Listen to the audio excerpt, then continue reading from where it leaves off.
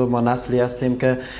بدبختانه در سال 94 متولد شدیم که در سال 93 طالب ها آمدن در افغانستان و جامعه ما را تسخیر کردند و از امو آوان طفولیت که آرزوی داشتیم که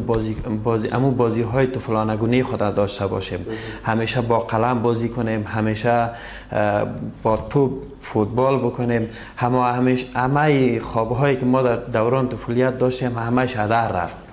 چون آرزویی که داشتیم برای برآورده شدن همش یک خواب بود.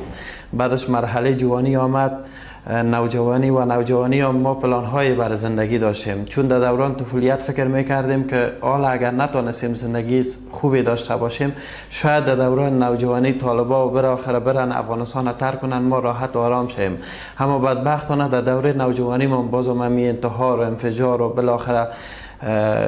بدبختی هایی که برای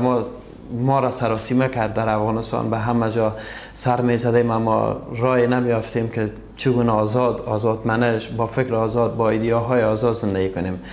بعدش هم دوران آوان جوانی شد که مکتب با آخر رسید،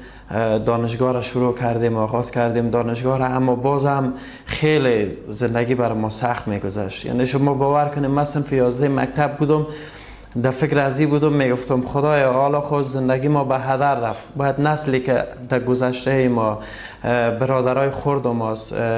کسایی هستند که در آوان طفولیت زندگی میکنن، ما باید آرزوهای از واره برآورده کنیم.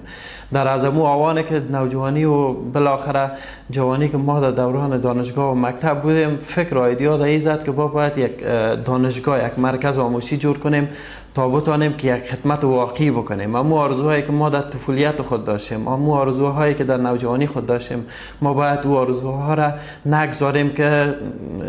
اطفال ما، نوجوانای ما، برادرای کوچک ما داشته باشند. از او خاطر قد علم کردیم و آموزشگاه تأسیس کردیم تا بتانیم خدمت برای نسل خود داشته باشیم و را درست پرورش کنیم و خوشبختانه تا این قسمت موفق هم شدیم و نسلی را ما زیر پرورش گرفتیم که خیلی ایده‌ها و آرزوهای بزرگ داشتن و برای ما یک امید و آرزوست که مثلا در آینده افغانستان ما بتانیم از او استفاده کنیم و او روی صحنه بیان و بالاخره یک امید و آرزو را برای برنامه صلح طرح بکنند.